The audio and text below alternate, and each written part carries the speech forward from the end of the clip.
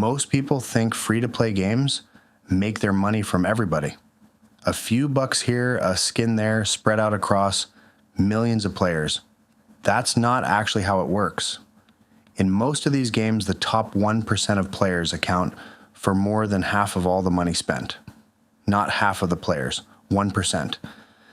And you know, that number alone should make you rethink the whole, it's just a couple bucks, framing everybody uses about this stuff. So the real question isn't why do people buy skins? It's why does an entire industry design itself around getting a small number of people to spend an enormous amount without most of them ever noticing it's happening to them? That's what I actually want to get into today. Not just what these mechanics are, but why they work on smart, disciplined people the same way they'd work on anyone. This isn't a video about willpower. It's about design. And once you actually see how the design works, it's genuinely hard to unsee it in a good way. You start noticing it in every game you touch, not just the one we're talking about today. Let's start with the mechanic everyone already half knows about, loot boxes. You pay for a randomized reward, and you don't know what you're getting until it opens. Researchers have pointed out for years that this is the exact same mechanism as a slot machine. It's called a variable reward schedule. Your brain doesn't respond the same way to a guaranteed reward as it does to an uncertain one. Uncertain rewards keep you pulling the lever, or in this case, keep you opening the next box. That's not a metaphor. That's the literal psychological research behind why casinos are built the way they are. And it's why loot boxes are already banned as gambling in Belgium and the Netherlands.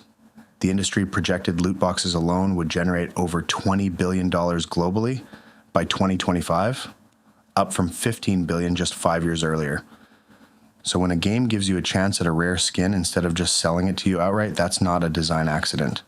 That's the exact mechanic that keeps a slot machine profitable, just wearing a different skin, literally. And it's worth noticing how carefully the odds are usually hidden or buried in a settings menu nobody visits, because the uncertainty only works as a hook if it stays genuinely uncertain in your head, even when the actual math behind it isn't a mystery to the company running it.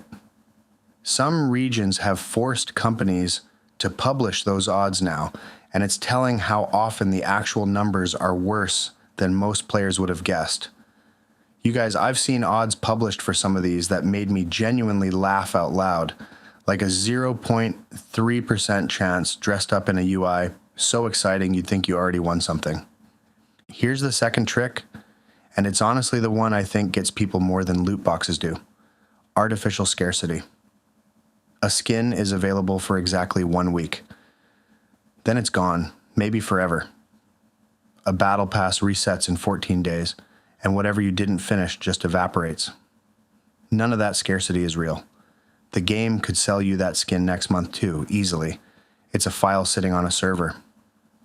But scarcity creates urgency, and urgency shuts off the part of your brain that would normally ask, do I actually want this? You're not deciding whether to buy something anymore. You're deciding whether to miss out on something. And those are genuinely different decisions, even though they feel almost identical in the moment. I've caught myself buying something specifically because a timer was running, not because I actually wanted it that badly. The timer was doing the convincing, not the item. And here's the part that actually annoys me most about it looking back. A week later, I couldn't even remember what the skin looked like without going and checking my inventory. Whatever urgency I felt in the moment didn't survive contact with actual time passing, which tells you the urgency was never really about the item to begin with. Third mechanic, and this one's sneakier because it doesn't even feel like a sales tactic, sunk cost. You've put 10 hours into a battle pass this season. You're most of the way to the final reward. Quitting now or not buying the premium tier means walking away from progress you already made. That feeling has almost nothing to do with the actual value of what you'd be losing. It's the same reason people keep playing a slot machine after a losing streak, convinced they're due, or keep watching a bad movie because they already sat through the first hour. Once you've invested time or money into something, your brain fights hard against the idea that the investment might have been a mistake. Game designers know this. That's exactly why battle passes are built as a long grind with the real reward locked behind a wall near the very end, not spread out evenly. The longer the grind, the harder it is to walk away from. That's also why a lot of these passes quietly extend themselves. An extra week here, a final chance event there. It's not generosity. It's just noticing that a lot of players are sitting right at the edge of finishing and giving them one more reason not to let that progress go to waste. Real quick, before we keep going, if this is actually connecting some dots for you, go ahead and subscribe. Genuinely helps, and there's more of this kind of breakdown coming. Back to it. Now here's where it gets uncomfortable, because this part isn't really about you at all, at least not directly. Mobile microtransactions alone generated over $95 billion in a single recent year. And like I said at the start, the top 1% of spenders in most of these games account for more than half of all that revenue. Industry people actually have a name for these players, whales. And I don't say that to be cruel about it, because a lot of these people aren't reckless. They're just genuinely vulnerable to exactly the mechanics we just walked through, and the game is specifically tuned to find them. Most players never spend $1 or spend very little. And the entire economics of these games are quietly built around extracting enormous amounts from a small number of people who often don't fully realize how much they've spent until they actually add it up. That's not a side effect of the business model. For a lot of these games, that's the business model. 72% of developers in one recent industry survey actually said microtransactions were critical to their profitability, not just a nice bonus on top of a healthy game. Which means the free experience you're having is genuinely being subsidized by a small group of people spending in a way most of us never would, and the whole system is tuned to keep finding more of them. So next time you open a game and it's free to download, ask yourself who's actually paying for the servers, the updates, the new content. It's probably not you, and it's probably not most of the people you're playing with either. One more mechanic, and this one's almost invisible because it's not really about the game itself. It's about friction, or the deliberate lack of it. Your card's already saved. There's no typing in numbers, no second thoughts, just a single tap and the purchase is done before you've really processed making a decision. Researchers have a term for the mental discomfort of spending money, sometimes called the pain of paying. Physical cash creates that pain directly. You feel the bills leaving your hand. A saved card and one-tap purchases are specifically designed to remove that discomfort entirely. And in-game currencies make it worse. You're not spending $19.99, you're spending 2,000 gems, and gems don't feel like real money the same way a price tag does, even though you paid real money to get them in the first place. That gap between what you're actually spending and what it feels like you're spending is worth real money to the companies designing it that way. You know, it's honestly kind of funny in a bleak way. I can tell you exactly how many V-Bucks, or whatever the currency is called, cost me for something, and have absolutely no idea what that translated to in real dollars until I go check my bank statement afterward.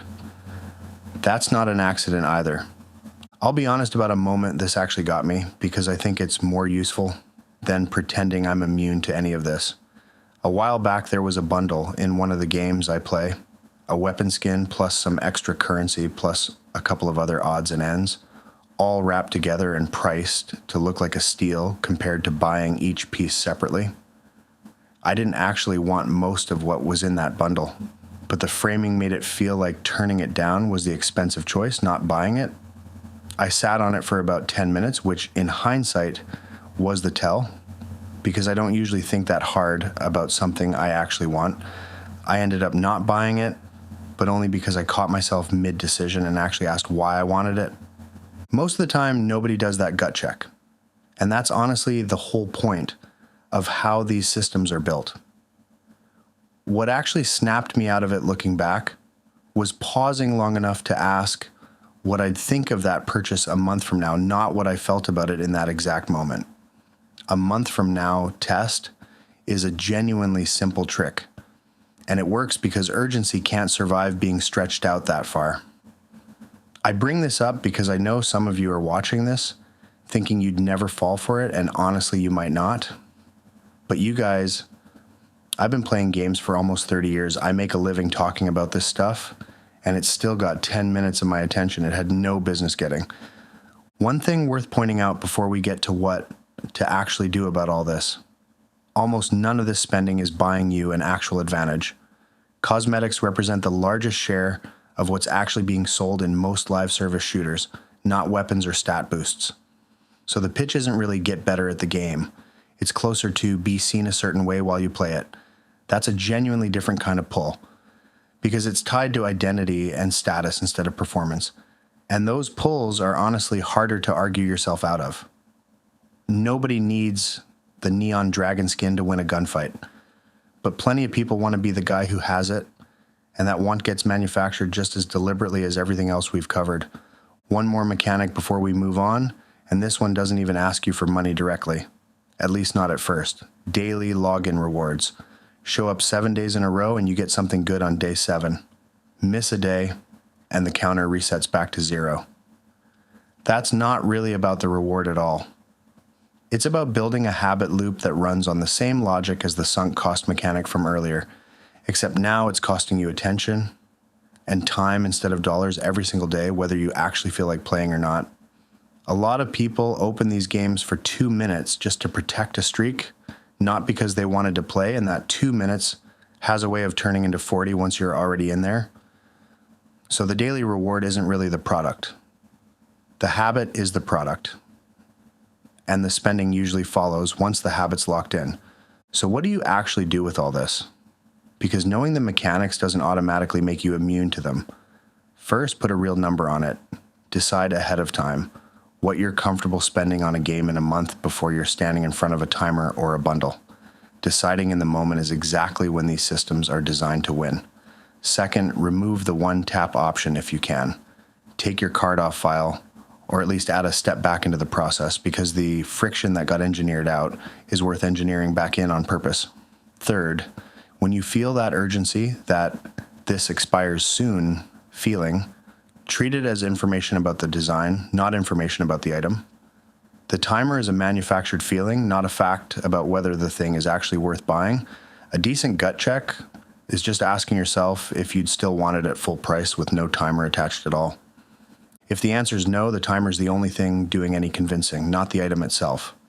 And honestly, a lot of these games are aware, regulators are starting to pay attention to. The EU has real legislation moving through that could restrict loot boxes for minors across member states. So the pressure on this stuff is only going to increase from here, not the other way around.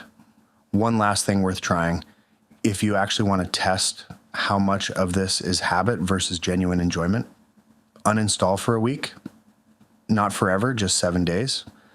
If you don't miss it much, that tells you something honest about how much of the pull was the game itself versus the loop keeping you inside it. And so that's the actual mechanics behind why a genuinely fun game somehow ends up costing way more than the $60 or $70 on the box.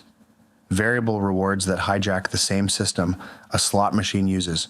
Scarcity that isn't real, built specifically to rush your decision. Sunk cost keeping you grinding toward a reward that was never really the point to begin with. A tiny fraction of players quietly funding the whole economy. And friction, removed on purpose so paying stops feeling like paying at all. None of this makes you weak for falling for a piece of it, because these systems were built by teams of very smart people whose entire job is making sure you don't notice. You're not bad with money. You're playing against people whose entire job is making sure you don't notice you're playing.